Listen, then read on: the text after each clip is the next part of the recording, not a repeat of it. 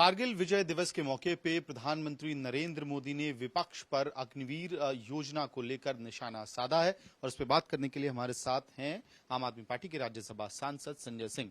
Sir, प्रधानमंत्री नरेंद्र मोदी अग्निवीर योजना को बता रहे हैं कि इसलिए लाया गया ताकि सेना युद्ध के लिए हमेशा तैयार रहे, फिट रहे, और ये भी कह रहे हैं कि जिन लोगों ने सेना को कमजोर किया वही लोग आज अग्निवीर स्कीम को लेकर भ्रम फैला रहे हैं। तो ये तो हमारी भारत की सेना का अपमान है। क्या प्रधानमंत्री ये कहना चाहते हैं कि भारत की जिस सेना ने पाकिस्तान को बार बार हराया वो सेना वीर नहीं थी, बहादुर नहीं थी, सक्षम नहीं थी, युवा नहीं थी? क्या प्रधानमंत्री जी ये कहना चाहते हैं कि भारत की जिस सेना ने पाकिस्तान के 2 टुकड़े कर दिए वो सेना युवा नहीं थी, बहादुर नहीं थी, सक्षम नहीं थी? क्या अब तक जो हमारे भारत माता के वीर सपूतों ने अपने प्राणों की आहुति देकर भारत की सीमाओं की रक्षा की वो बहादुर नहीं थे? ये कहना चाहते हैं प्रधानमंत्री जी? तो ये तो हमारी सेना का घोर अपमान है। और आज कारगिल युद्ध के विजय दिवस पर प्रधानमंत्री जी अगर ये बोल रहे हैं तो मैं प्रधानमंत्री जी से पूछना चाहता हूं कि प्रधानमंत्री जी, कारगिल युद्ध में शामिल होने वाले हमारे जो सैनिक थे, हमारे जो उस समय के सेना के अधिकारी थे जिन्होंने अपने प्राणों की आहुति देकर भारत माता की रक्षा की, वो वीर नहीं थे, बहादुर नहीं थे, युवा नहीं थे? आपने तो भारत की सेना को कमजोर किया। आपने भारत की सेना का बजट कम कर दिया इस बार। और इतना ही नहीं किया आपने, आप मुझे जरा बताइए कि पहले 1 साल की ट्रेनिंग होती थी किसी सैनिक की, उसके बाद 5 साल वो फील्ड में ड्यूटी करता था, फिर उसको युद्ध की स्थिति में आगे किया जाता था। आपने तो 6 महीने की ट्रेनिंग कर दी और उस 6 महीने की ट्रेनिंग के बाद 4 साल की कुल नौकरी कर दी उसकी।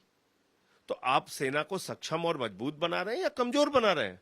यह सवाल अपने आप से पूछिए प्रधानमंत्री जी। दूसरी बात, अगर ऐसी ही फिक्र है प्रधानमंत्री जी को तो देश का प्रधानमंत्री युवा क्यों नहीं होना चाहिए? 73 साल की उम्र में आपको तीसरी बार मौका चाहिए और आप सेना को लेके अपने कुतर्क दे रहे हैं, ये तो किसी को समझ में नहीं आएगा। और इतनी ही अच्छी योजना अगर ये है तो बीजेपी के सांसदों और मंत्रियों को कहिए, उनके बेटों को कहिए 4 साल जाके सेना में भर्ती हो, ऐसे ही नौकरी करें, तब समझ में आएगा।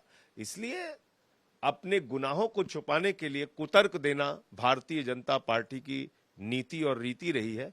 उसी तरह की बात प्रधानमंत्री जी कर रहे हैं।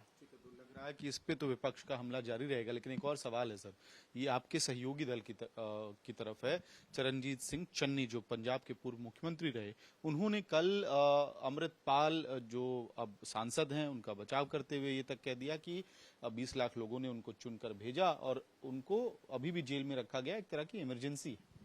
देखिए, ऐसा है, उनकी खुद की पार्टी ने चन्नी के बयान से किनारा कर लिया और कहा कि उनके इस बयान का वो समर्थन नहीं करते, नंबर 1।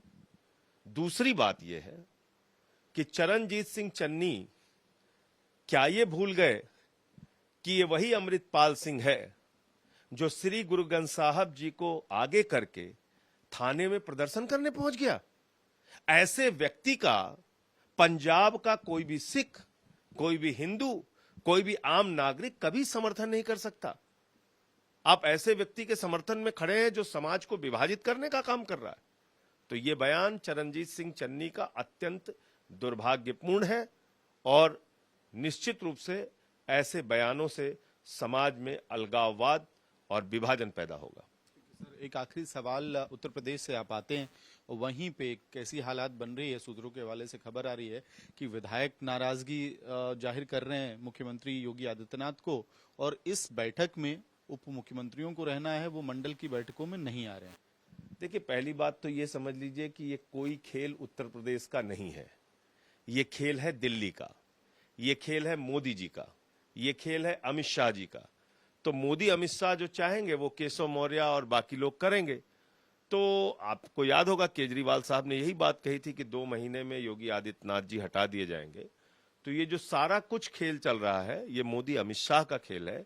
इसका कोई लेना देना राज्य की पार्टी से, उत्तर प्रदेश के बीजेपी से कोई लेना देना नहीं है। इस गलतफहमी में अगर कोई है तो अपने दिमाग से वो गलतफहमी निकाल दीजिए। मोदी जी जब चाहेंगे योगी की सरकार गिर जाएगी। कह रहे रिप्लेसमेंट की पॉलिटिक्स ग्राउंड तैयार किया जा रहा है। यही तो हो रहा है, और क्या हो रहा है? ये तो साफ तौर पे दिख रहा है, और इसमें कहीं से भी केशव मौर्य या दूसरे नेता इन्वॉल्व नहीं है। इसमें सीधे तौर पे भारत के प्रधानमंत्री नरेंद्र मोदी इन्वॉल्व है, उनका पूरा खेल है ये। बात करने के लिए बहुत बहुत धन्यवाद। वीडियो सहयोगी मनीष विधुड़ी के साथ मेहमद भारद्वाज, दिल्ली आज तक।